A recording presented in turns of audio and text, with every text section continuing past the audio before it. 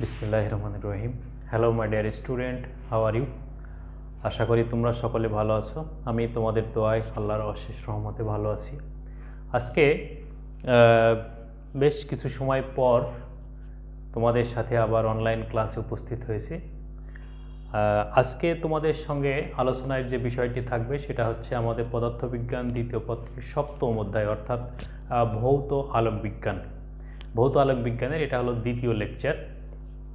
প্রথম লেকচারে আসলে এর বেসিক বিষয়গুলোকে নিয়ে আলোচনা করা হয়েছিল এবং তরঙ্গ কয় প্রকার হয়, সেই তরঙ্গের সঞ্চালন কত প্রকারে হতে পারে, বিভিন্ন বিজ্ঞানীর মতামত, এই সমস্ত বিষয়গুলোকে নিয়ে আলোচনা করা হয়েছিল।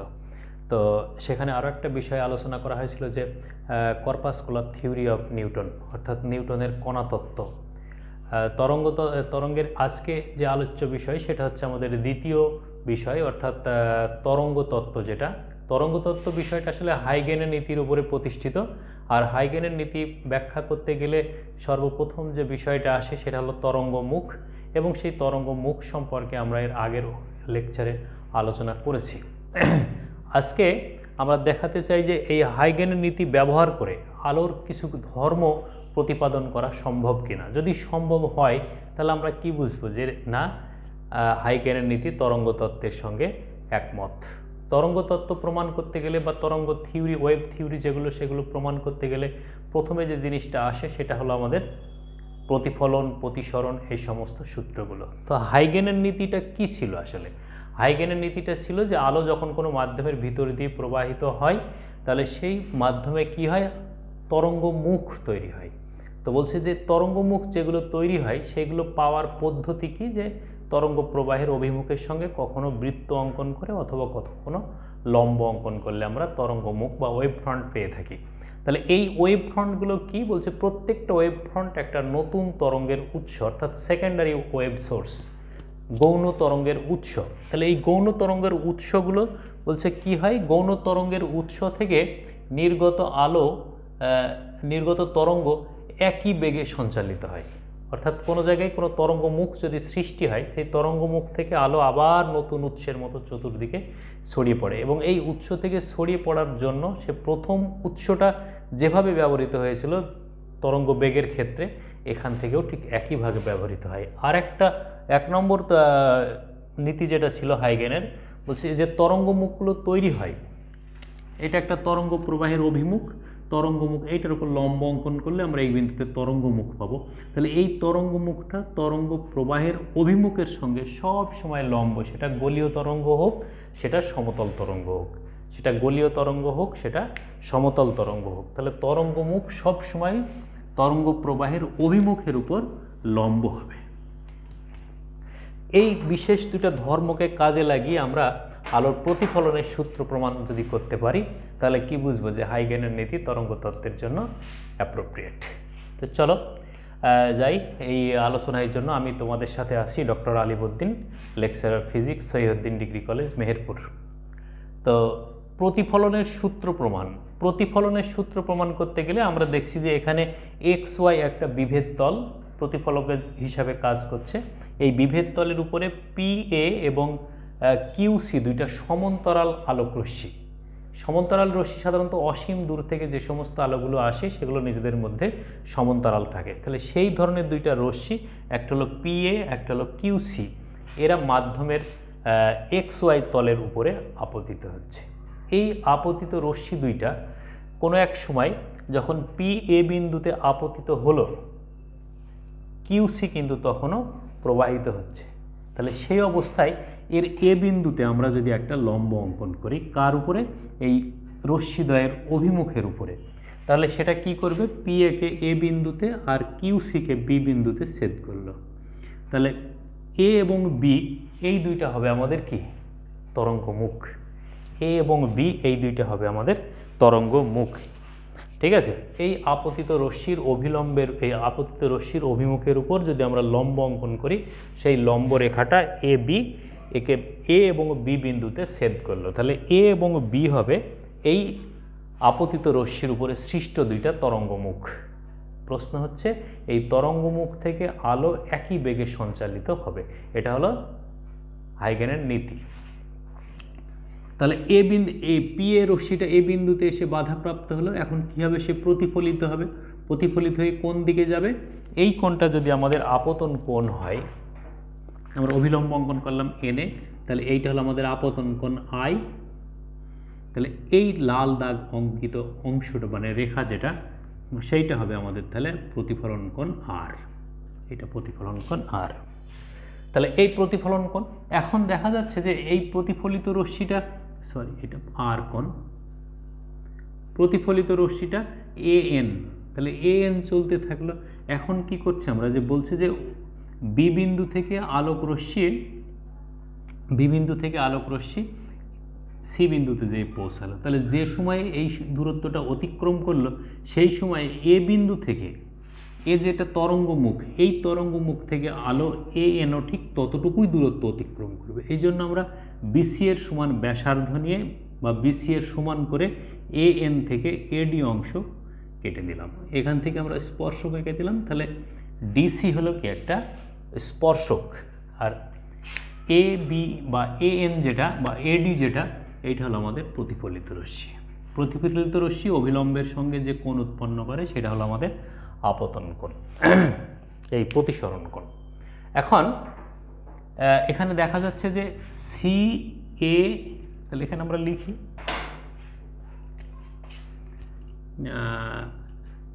পি এ এন কোণ সমান আই, আর এন এ ডি কোণ সমান আর কোণ। কিন্তু এখানে সি এ বি কোণ প্লাস এন এ বি কোণ, এটা সমান 90 ডিগ্রি, অর্থাৎ এইটুকু প্লাস এটা, তার মানে অভিলম্বের সঙ্গে এটা কোণ, এটা 90 ডিগ্রি। আবার পি এ এন কোণ প্লাস এন এ বি কোণ, এই আই কোণ প্লাস এন এ বি কোণ, তাহলে এটা লম্ব আঁকা হয়েছে, তাহলে এটা সমান হচ্ছে 90 ডিগ্রি। তাহলে এই দুইটার যদি আমরা বিয়োগ করি,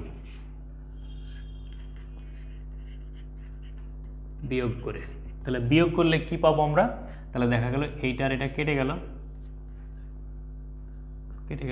তাহলে সি এ বি কোণ is equal two P A N কোণ।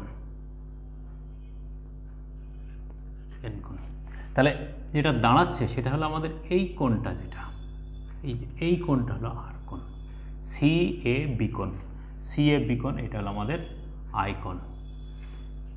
ঠিক আছে, সি এ বি কোণ এটা সমান হলো আমাদের আই কোণ। একইভাবে এই আর এর সঙ্গে এন এ ডি কোণ, একইভাবে যদি আমরা দেখি এই জায়গাটায় যে এন এ ডি কোণ প্লাস ডি এ সি কোণ is equal two 90 degree. N A D কোণ প্লাস ডি এ সি কোণ সমান 90 ডিগ্রি। এইটা যেহেতু সমকোণ, তাহলে এইটার আর এটার যোগফল 90 ডিগ্রি। তাহলে এখন আমরা কি বলবো, যে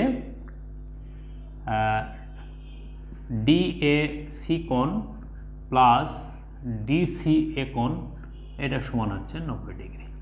এখন যদি এটার বিয়োগ করি আমরা, তাহলে এইটার এটা বাদ, এন এটা বাদ, কেটে গেল। এন এর ডি কোণ ইজ ইকুয়াল টু ডিসি এ কোণ। এন এর ডি কোণ সমান কি, এন এর ডি কোণ সমান হচ্ছে আর কোণ, তাহলে এটা হলো আর কোণ। তাহলে এই যে কোণটা হলো, এই কোণটা হলো আমাদের আর। ঠিক আছে, তাহলে এখন যে জিনিসটা আমাদের তৈরি হলো, এইরকম একটা,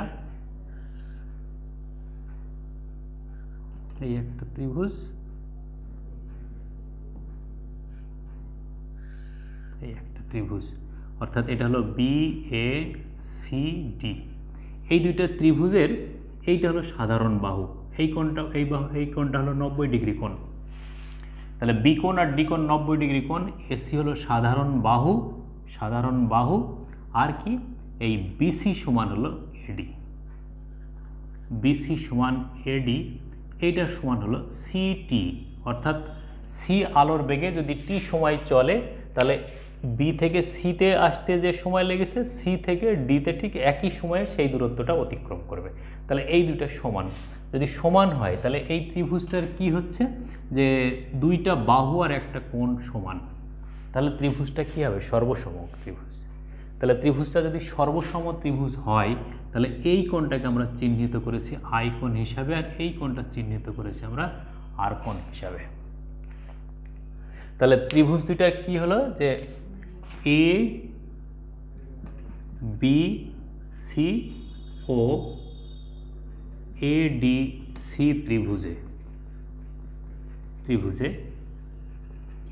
এ বি সি ত্রিভুজ ও এ ডি সি ত্রিভুজে তাহলে কি দাঁড়ালো?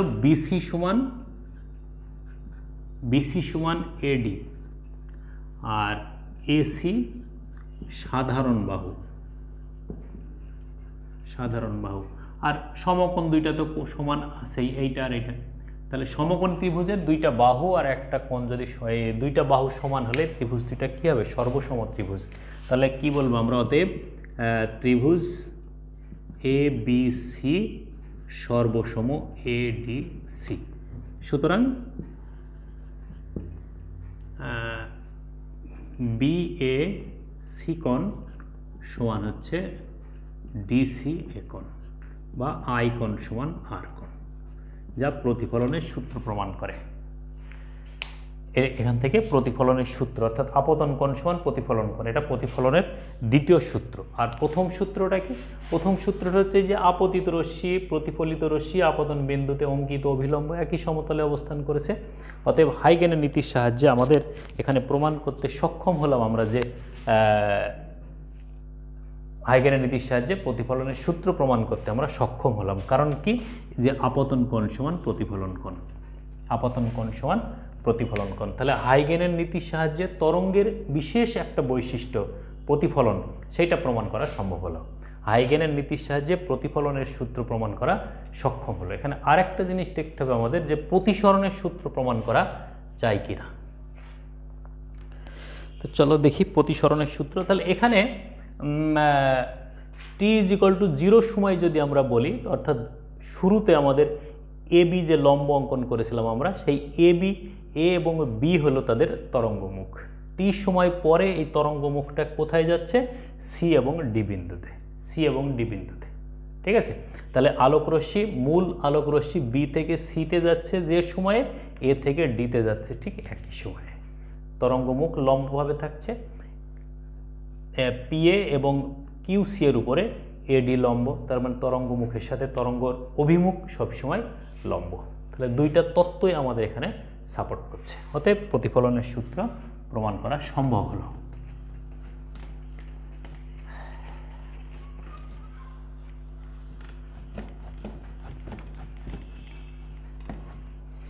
এখন দেখি আমরা প্রতিসরণের সূত্র। প্রতিসরণের সূত্র কি? যে এক্স ওয়াই হলো আমাদের এক নম্বর, এটা এক নম্বর মাধ্যম, এটা হলো 2 নম্বর মাধ্যমের বিভেদ তল। 1 নম্বর মাধ্যমের প্রতিসরাঙ্ক μ1, 2 নম্বর মাধ্যমের প্রতিসরাঙ্ক μ2। 1 নম্বর মাধ্যমে আলোর বেগ c1, 2 নম্বর মাধ্যমে আলোর বেগ c2। তাহলে কি এটা এই দুইটা স্বচ্ছ মাধ্যম। তাহলে এই স্বচ্ছ মাধ্যমের এক্স ওয়াই হলো বিভেদ তল, তাহলে এই বিভেদ তলের উপরে পি এ এবং কিউসি দুইটা আলোক রশ্মি সমান্তরালে আপতিত হলো। সমান্তরালে আপতিত হয়ে পি এ আলোক রশ্মিটা এ বিন্দুতে বাধাপ্রাপ্ত হলো। বাধাপ্রাপ্ত মানে মাধ্যম অতিক্রম করছে। তাহলে যে বিন্দুতে মাধ্যম অতিক্রম করছে আমরা সেই বিন্দুতে একটা লম্ব অঙ্কন করলাম এ বি। তাহলে এ বি লম্বটা পিএ এবং কিউসি রশ্মিকে লম্বভাবে ছেদ করলো। তাহলে লম্বভাবে যদি ছেদ করে সমান্তরাল আলোক রশ্মিকে, তাহলে সেই দুই বিন্দুতে কি হবে? দুইটা ওয়েভ ফ্রন্ট, তরঙ্গ মুখ তৈরি হবে। তাহলে এ এবং বি এই দুইটা হলো আমাদের তরঙ্গ মুখ। এখন এই তরঙ্গ মুখের বিসি অংশটুকু এখনো 1 নম্বর মাধ্যমেই আছে। তাহলে বি থেকে সিতে আসতে এই বিসিটাকে আমরা কি বলবো? যেহেতু এটা C1, তাহলে C1T। C1 হলো 1 নম্বর মাধ্যমের আলোর বেগ, তাহলে বেগ ইন্টু সময়, তাহলে টি সময়ে আলোক রশ্মিটা বি থেকে সিতে গেল। 2 নম্বর মাধ্যমের আলোর বেগ হলো c2, প্রতিসরিত রশ্মি হচ্ছে আমাদের এখানে বাধাপ্রাপ্ত হয়ে an বা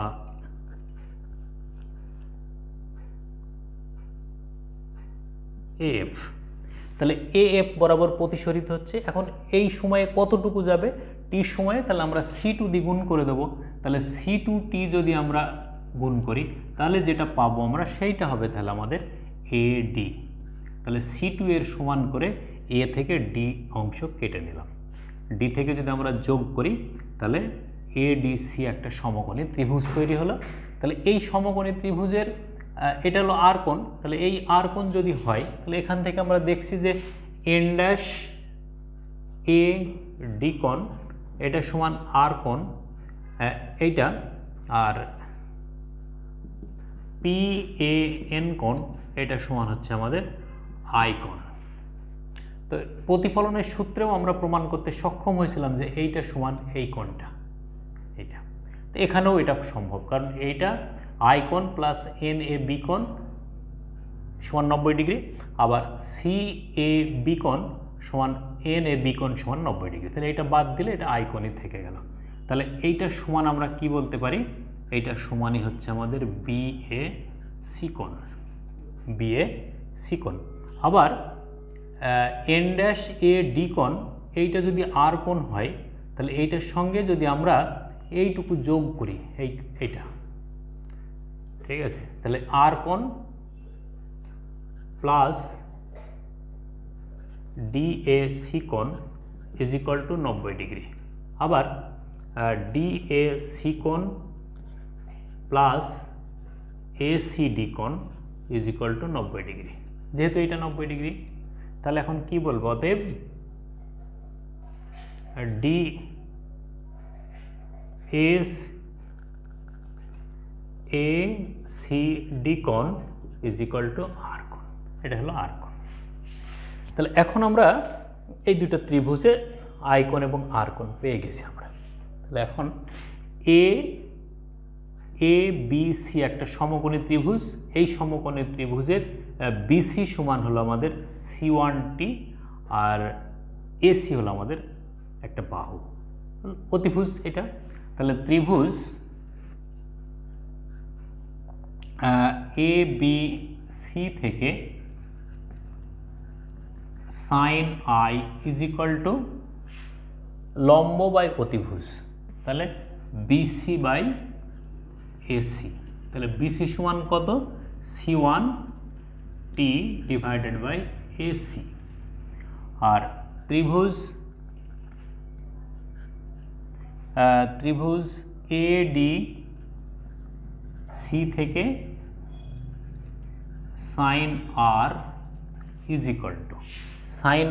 ইকুয়াল টু লম্ব বাই অতিভুজ, তার মানে AD বাই AC। তাহলে AD সমান হলো আমাদের C2T ডিভাইডেড বাই AC। এখন 1 নম্বর মাধ্যম সাপেক্ষে 2 নম্বর মাধ্যমের প্রতিসরাঙ্ক, তাহলে কি হবে 1μ2।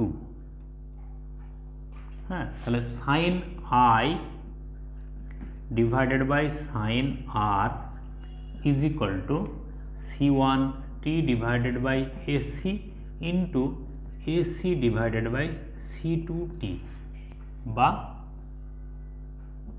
এটা সমান তাহলে কি পাচ্ছি আমরা C1 divided by C2 sin I by sin R। এই sin I by sin R এটা হচ্ছে 1 নম্বর মাধ্যম সাপেক্ষে 2 নম্বর মাধ্যমের প্রতিসরাঙ্ক।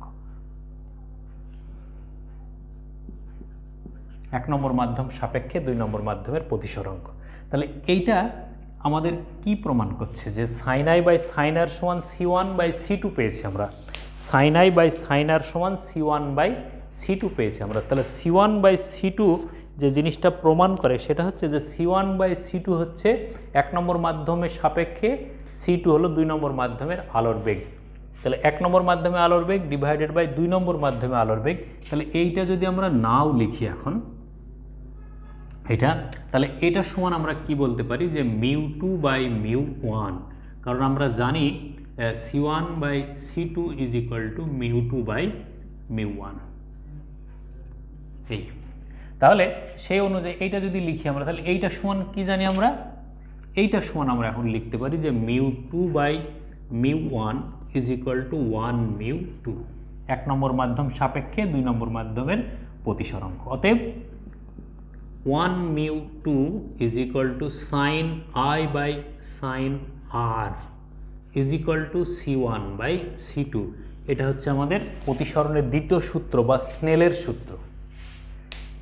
তাহলে তরঙ্গমুখের কনসেপশন থেকে আমরা প্রমাণ করতে সক্ষম হলাম স্নেলের সূত্র। ঠিক আছে, এই স্নেলের সূত্র তাহলে কি, প্রতিসরণের দ্বিতীয় সূত্র। প্রথম সূত্র তো একই, আপতিত রশ্মি প্রতিসরিত সে আপতন বিন্দুতে অঙ্কিত অভিলম্ব একই সমতলে অবস্থান করে। প্রথম সূত্র নিয়ে কোনো সমস্যা নেই। তাহলে দ্বিতীয় সূত্র যেটা আমরা প্রমাণ করতে সক্ষম হলাম যে স্নেলের সূত্র এটা। তাহলে স্নেলের সূত্রের কোন জায়গায় থেকে প্রমাণ করলাম আমরা, ওই হাইগেনের তরঙ্গ তত্ত্বের ওই যে তরঙ্গ মুখের যে ধারণা, সেই ধারণা থেকে আমরা এটা প্রমাণ করতে সক্ষম হলাম। ঠিক আছে, তাহলে এখানে বলা যায় যে হাইগেনের তরঙ্গমুখ সংক্রান্ত যে তত্ত্ব, সেই তত্ত্বের সাহায্যে আলোর প্রতিফলনের এই প্রতিসরণের সূত্র প্রমাণ করা সম্ভব, বা স্নেলের সূত্র যেহেতু প্রমাণ হয়েছে তাহলে প্রতিসরণের সূত্র প্রমাণ করা সম্ভব। এই হলো আমাদের তরঙ্গমুখের কনসেপশন থেকে প্রতিফলন বা প্রতিসরণের সূত্র প্রমাণ। তাহলে হাইগেনের নীতি আমাদের তরঙ্গ তত্ত্বকে সাপোর্ট করে। আসলে এই চ্যাপ্টারটা হচ্ছে আলোর গুণগত বৈশিষ্ট্য নিয়ে আলোচনা করা হয় সব সময়, যে সব সময় তার বিস্তৃতি, তার প্রভাব, তার সঞ্চালন, এই সমস্ত বিষয়গুলোকে নিয়েই আলোচনা করা হচ্ছে। এবং সেই দৃষ্টিকোণ থেকেই তরঙ্গমুখের সাহায্যে প্রতিফলন বা প্রতিসরণের সূত্র আমরা প্রমাণ করতে সক্ষম হলাম।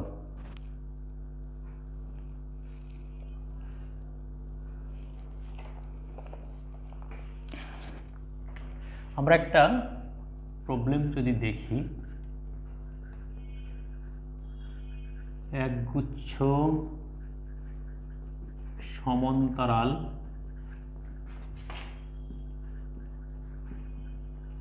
আলোকরশ্মি, একগুচ্ছ সমান্তরাল আলোকরশ্মি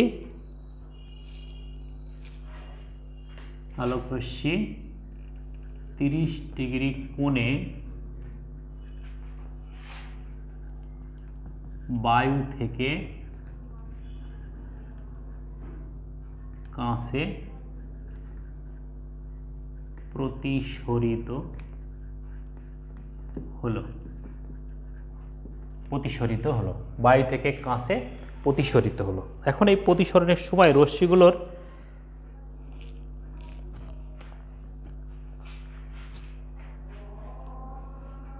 আপতিত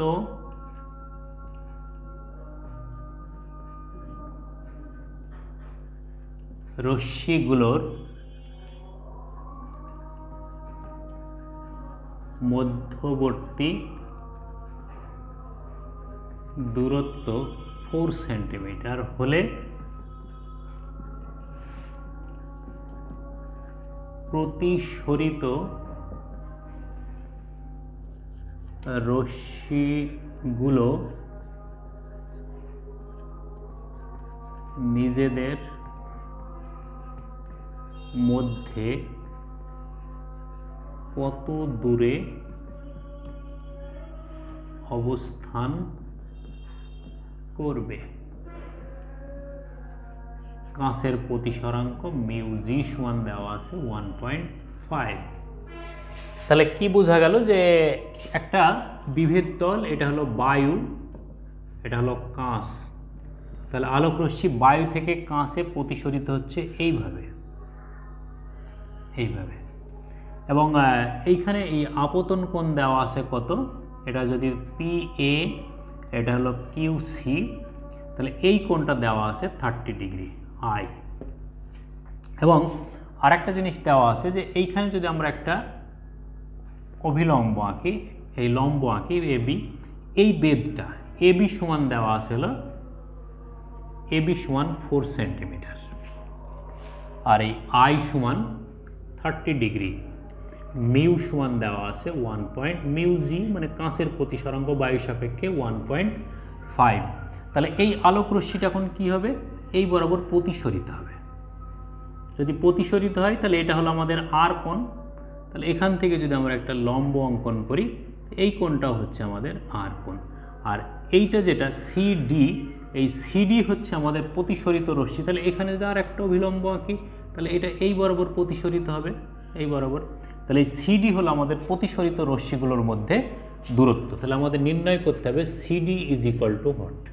এই CD is equal to what, প্রতিসরিত রশ্মিদ্বয়ের মধ্যবর্তী দূরত্ব কত, সিডি। এই সিডির মান আমাদের নির্ণয় করতে হবে। তাহলে এখন আমরা যদি এইখানে দেখি যে প্রথম ক্ষেত্রেই যদি আমরা দেখি যে sine I by sine R is equal to কত, 1 মিউ জি। তাহলে মিউ জি সমান কত, 1.5, বা sine R is equal two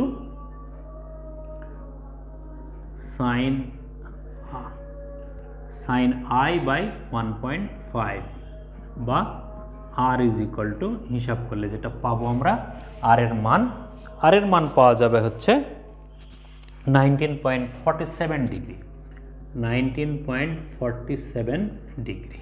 এটা হলো আমাদের আর এর মান। এখন এইটার ক্ষেত্রে এইটা বের করতে হবে আমাদের। তাহলে এইটা যদি আই কোণ হয়, তাহলে এটাও কিন্তু আমাদের আই কোণ, থিওরি থেকে যেটা আমরা দেখেছি। তাহলে এখন এই এবিসি ত্রিভুজের এবি দৈর্ঘ্য দেওয়া আছে। তাহলে ত্রিভুজ এ বি সি থেকে, তাহলে sine I is equal to sine theta, এটা sine theta is equal to কি, লম্ব বাই অতিভুজ,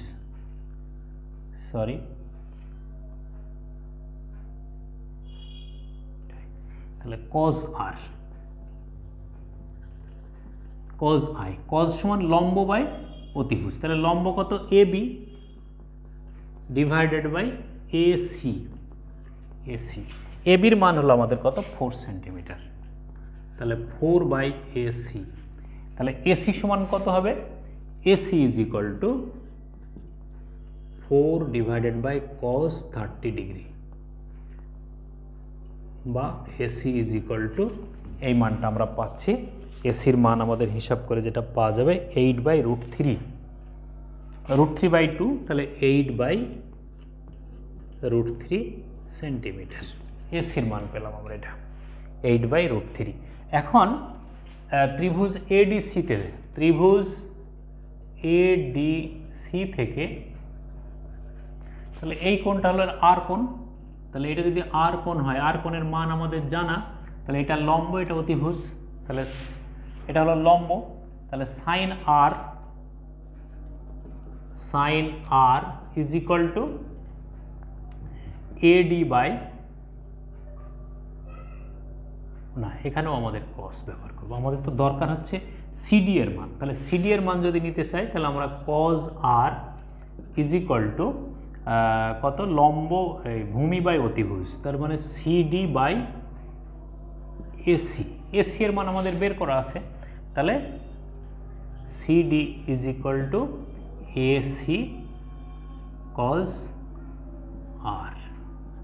তাহলে কজ আর এর মান কত,